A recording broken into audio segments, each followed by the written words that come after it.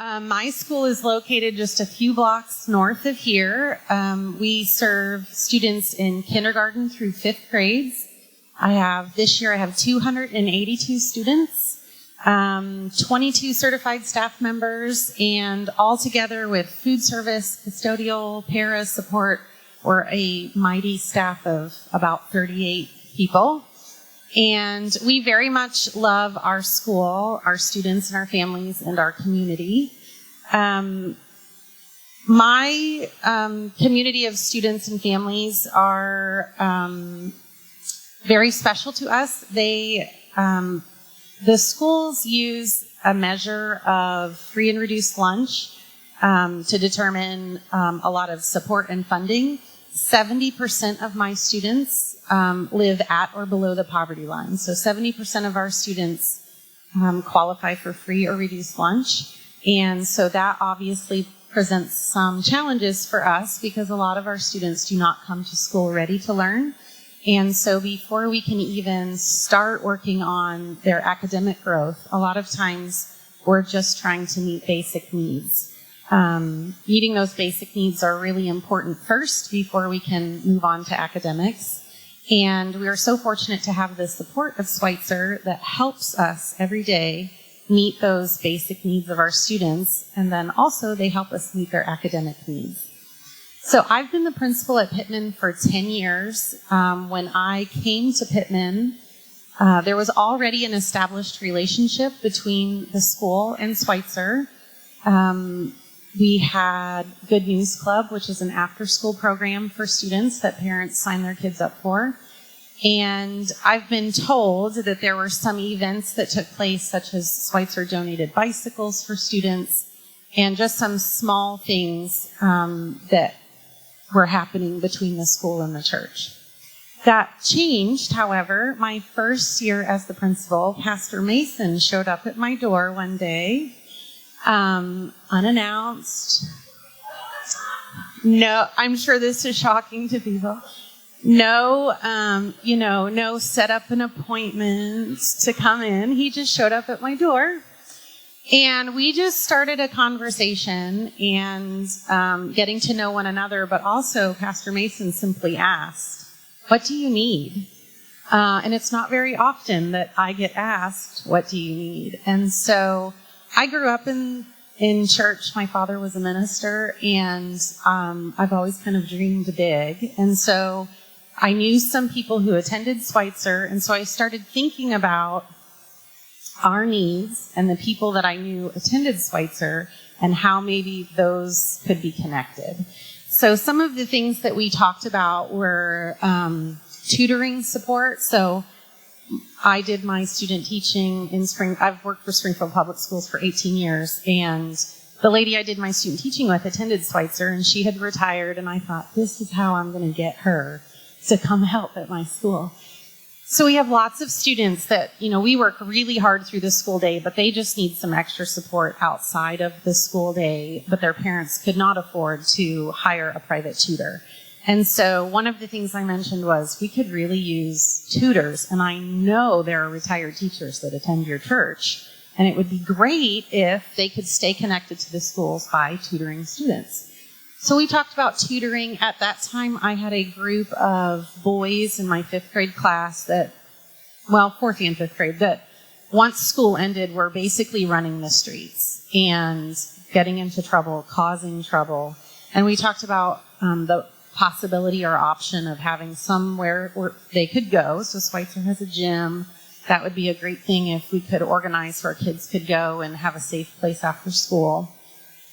And we talked about several other things, and it was from that initial unplanned meeting that all kinds of things have come about since then. So I made just a list of things that have happened in the past and things that are currently happening that are the part of the partnership between Schweitzer and my school. So we do have after-school tutoring. This year we have 15 tutors. Not all of them are retired teachers. Some of them just really have a heart to build a relationship with a student and be a positive influence, and really just like having that connection with a student. We still have Good News Club after school on Tuesdays that parents can sign their kids up for, and they learn all about the love of Jesus. And it's a great time of connection with those volunteers and our students. We have a Sense of Pride store, which is through a local nonprofit where students earn school dollars by being at school on time every day and by having good citizenship or good behavior. And once a month, they get to spend their dollars in the school store. So Schweitzer helps us with that through both donations of items we can sell, monetary donations so we can purchase items, and also with our volunteers, which we love so much. At Pittman, we do Leader in Me, so we teach the Stephen Hovey's 7 Habits, and each student is on a leadership team, and we call it Eagle Time. So twice a month, they get together with their leadership team. We talk about the 7 habits, and then they have jobs that they do in the school. So we have a custodial club and a green team and a hospitality crew and a birthday brigade. And so students are working, and as we've progressed through that, it has come about that, like, we need money because there are projects that they would like to do for our school, but we needed some startup money. And so we were very fortunate last year that Schweitzer made a donation to our school so that those Eagle Time groups have a fund where they can use that money. And what was even cooler is several of the groups used that seed money to purchase something that then they sold to the students, and they recouped their money plus more so that they can continue to spend that money. It was a really great lesson in economics for them. We have lots of, several Sunday school classes here at the church that make donations to us each year to cover the cost of field trip scholarships. So our PTA works really, really hard. I have about 15 to 20 parents on our PTA that are actively involved, and they work really, really hard to help support our school. And we do fundraisers through the year to take kids on field trips, but there is some cost that's passed on to parents, and there are some parents who simply don't have the extra money. And so we do have a scholarship fund for field trips. Schweitzer has helped us with school supplies, with basic needs, donating items that students need. Schweitzer has a food pantry, and they supply weekend food bags for students. So it's sacks full of food that we send home with kids who may otherwise go hungry over the weekends. And things that the food pantry sends that we don't get from other organizations is laundry detergent. And I personally deliver that laundry detergent to the students, and it is heartbreaking and also very fulfilling at how excited they get when I hand them their bottle of laundry detergent, because it can be expensive, and it's such a blessing for the families. We also do All Pro Dads at Pittman, and a group of gentlemen here from the church run that program for us. It's once a month where positive male role models are invited to have breakfast with their students at the school. We have done a sports camp in the past, so lots of our students do not have the benefit of summer camp or doing a sports camp because there's usually a fee associated with that. Schweitzer provided a sports camp last summer, I think it was last summer, that was free to our students, which was a benefit that otherwise they would not have received. And we had a group here at Schweitzer that was very avid outdoorsmen. And for several years, they were able to take 4th and 5th grade students on a float trip down the James River, which was really exciting and very memorable, even for myself. I had a very irrational fear of canoes.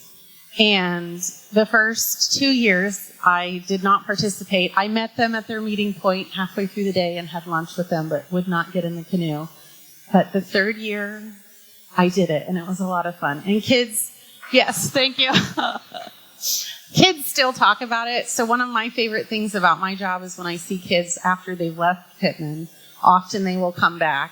And that is one thing that when I've seen kids that participated in the float trip, they always talk about it. It was a really good time. I think what has been the success to our partnership is groups of people like the avid outdoorsmen who just came to me with an idea, wanted to help kids and support our school, and really made it happen. So obviously it takes a willingness on the school's part, on my part, to be accepting and receive that help. But it really has been driven by the desire of the folks here at Schweitzer wanting to help us, because our job is increasingly more difficult every year that passes. Like I said, this is my 10th year, and I've had more firsts this year, situations I've been dealing with that I've never had before. It's extremely emotional work.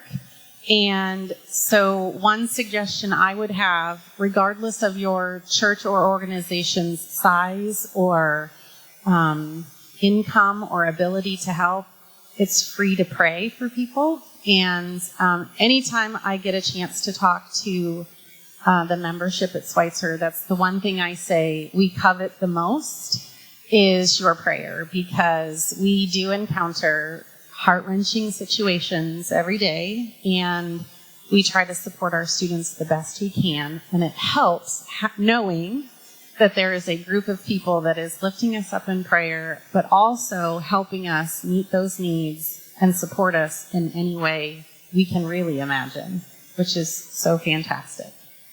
So we do have some ideas in the future. Obviously, we hope to continue, especially our tutoring program and all the volunteer support that we receive. One of the ideas that we're working on is the idea of adopt a teacher, where an individual or a Sunday school class or a group of people could commit to not only praying for that teacher and the students in that classroom, but also like once a quarter sending an encouraging note, maybe sending something to that teacher on their birthday. And last year, Schweitzer did a fantastic job of recognizing all of our staff during Teacher Appreciation Week in the spring. And my teachers still talk about it and how special they felt that each gift that was given to the teachers was personalized for them. And it just really made them feel like they were valued and special and recognized. And so they certainly appreciated that. So we are, again, so thankful for the support of Schweitzer. And regardless of how large or small your organization is, your contribution doesn't always have to be financial. That does help, of course. But just having people that are willing to come alongside the educators and the people that work in our schools and say, you know, we've got your back and we're here to help you and support you, makes a huge difference in our day-to-day work that we're trying to accomplish with both educating our students and just helping them to grow into successful adults. So thank you so much for having me today. All right, it is question time. Laura, I'm grabbing you a chair right now. Audience, please consider your questions. Or if you have one, yeah, we've already got one. That's what I'm talking about. I love not talking, personally, but I love when you guys talk. Thanks.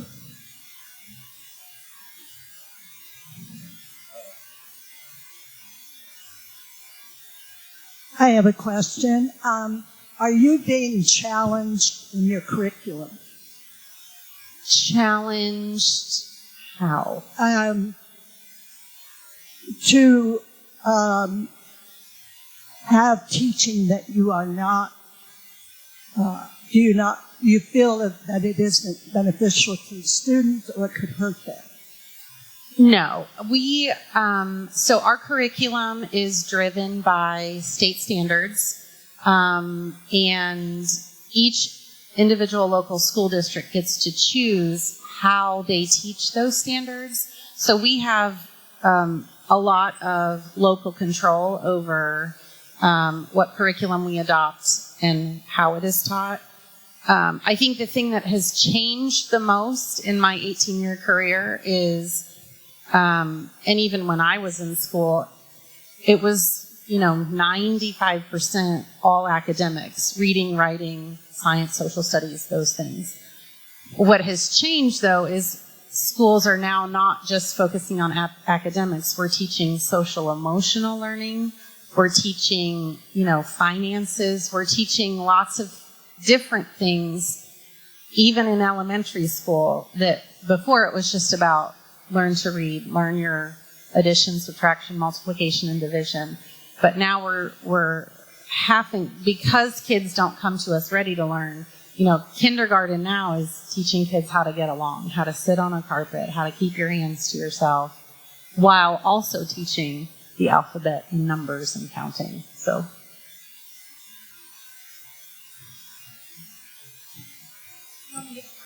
Chris, I appreciate the hustle. Woo-hoo. Getting all those steps in. My question was about summertime. What happens? I know there's challenges with kids if they're on free and reduced lunch. What do they do in the summer to eat? Mm-hmm. So Springfield Public Schools about 3 or 4 years ago expanded summer school. So there are actually only, I think this year there were only 4 weeks where students were left without that type of resource. So summer school in Springfield Public Schools is all of June and all of July. There's a week or two in between the end of the regular school year and the start, and then there's 2 weeks between the end of summer school and the start of regular school year. And during the summer, all kids eat free breakfast and lunch. During the regular school year at my school, we do breakfast in the classroom, so everybody eats free breakfast regardless of their lunch status. And then they have to qualify for free or reduced lunch just for lunch. Through the food pantry and Laura Brandt, my Sense of Pride school store coordinator, she had food bags available through the summer for kids that needed them because she knows, she's at school all the time, she knows that we have kids that need them. But our main supplier of backpacks is Ozarks Food Harvest, and they do not supply food backpacks through the summer. But kids can eat free breakfast and lunch if they come to summer school.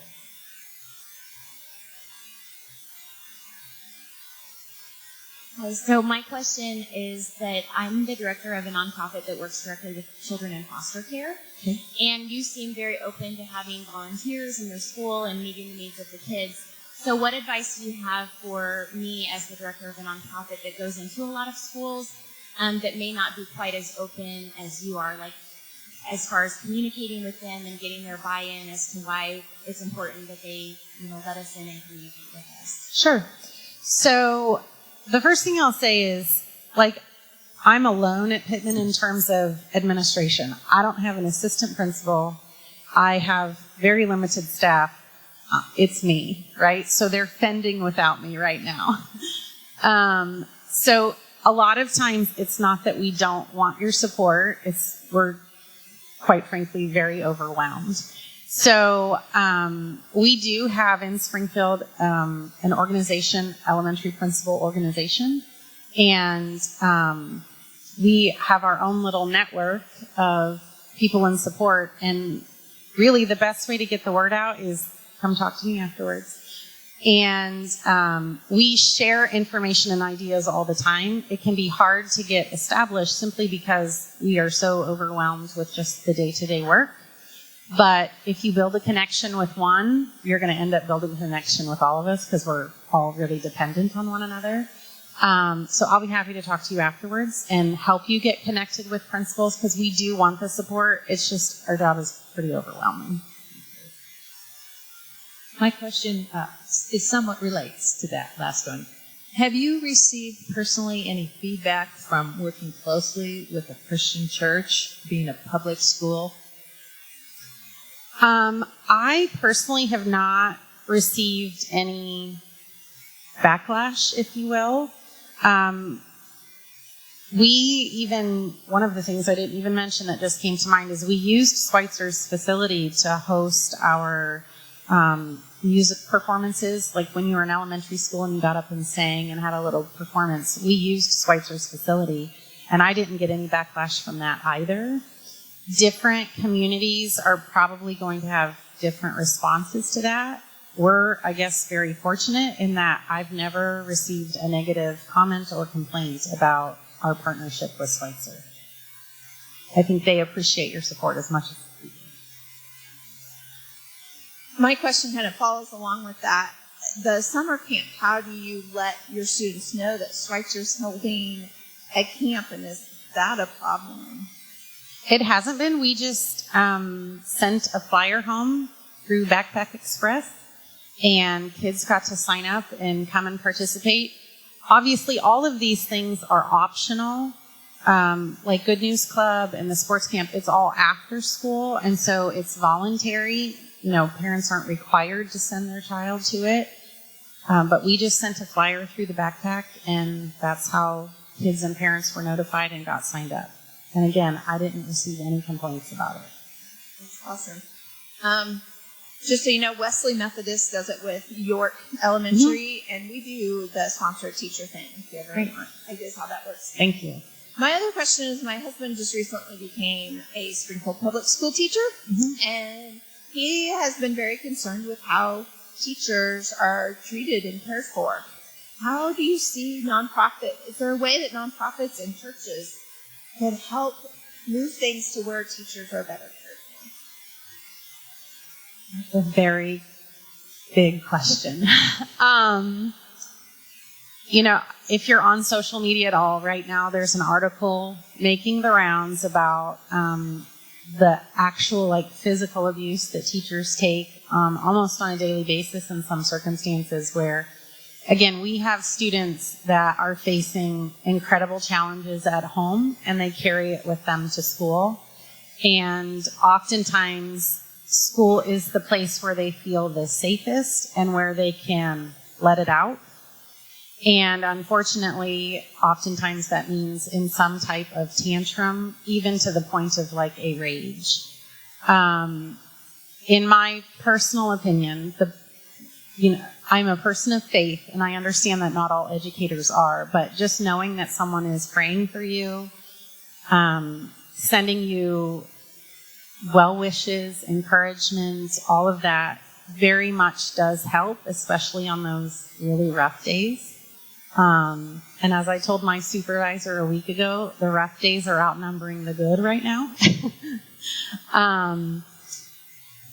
All the little things that Schweitzer does for us helps us. And we, as a staff, remind ourselves all the time of the people that do care for us and all of the support that we receive and feel.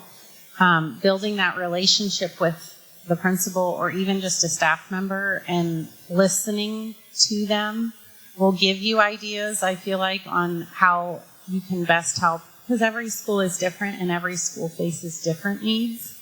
All the little things, though, definitely add up. I just have a comment on the store. And I just would like Venda to is say, one of our very faithful volunteers in our school store. but I would just like to say that you are teaching those children to take care of themselves, to manage their money, to save their money, and to buy what they need, what they want, or something for their mother, something for their father, something for their baby sister. It's amazing. I want to cry sometimes when I listen to those kids talk. So I would just like to say that if anybody is interested in donating money or products, it's very much appreciated. And those kids really love it. Thank you.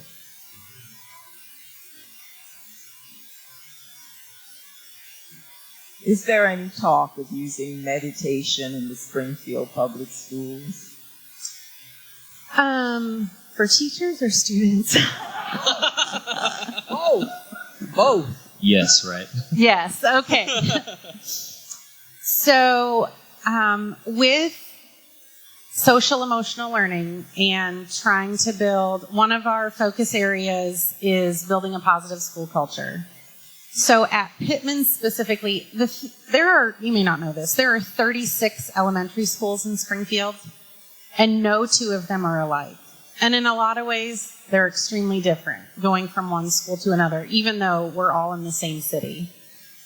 So as principals, we do have autonomy to decide and implement what we feel is going to work best in our school community. So for Pittman, something that we did last year is we do morning meetings. So every morning The kids meet on the carpet, kindergarten to 5th grade. You'll see them sitting in a circle or an oval on the carpet, and there are 4 parts to a morning meeting, and it really is teaching kids that you and I are way more similar than we are different, and teaching them to communicate with one another and learning really how to be good humans in society.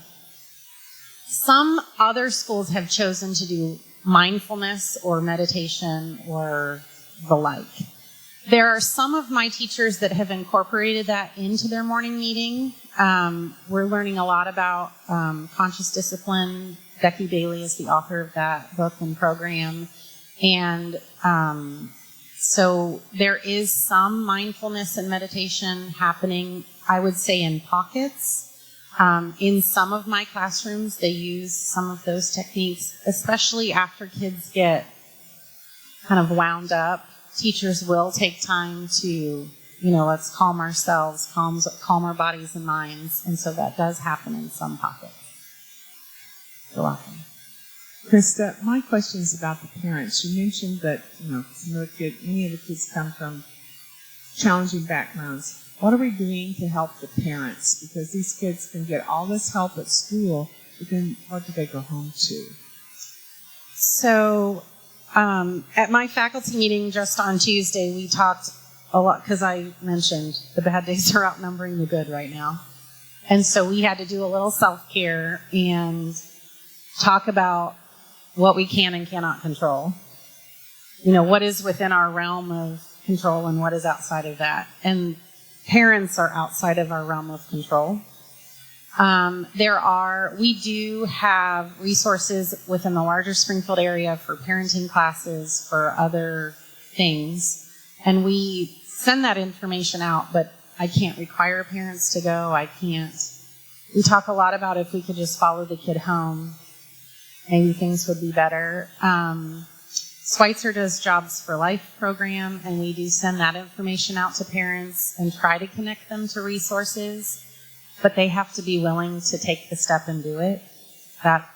And we can't control that. We do the best that we can. We really have just tried to focus a lot of our efforts on the kids while they're with us at school. And I do know our families use the food pantry. Oh dear, Pastor Jim. No, I just want to make a quick comment. Just wandering in. All of life is ministry. And so we don't segregate this part of our life and that part of our life. And what I know about Principal Laura is she's all in for the kids. And when we think we can't know 400 names or how many kids you know, she knows every kid's name. She knows the family. She directs the traffic when they pick their kids up. She keeps them safe. She's the front line of ministry. At the church, we're like tertiary care. We have to be out there with people. And it's the empowered people here that are leading the lives of kids with Principal Laura's. Yeah, I feel like I need to go light like 7 candles right now because I've got so many ideas. Anybody else? Yeah, all right. Last question.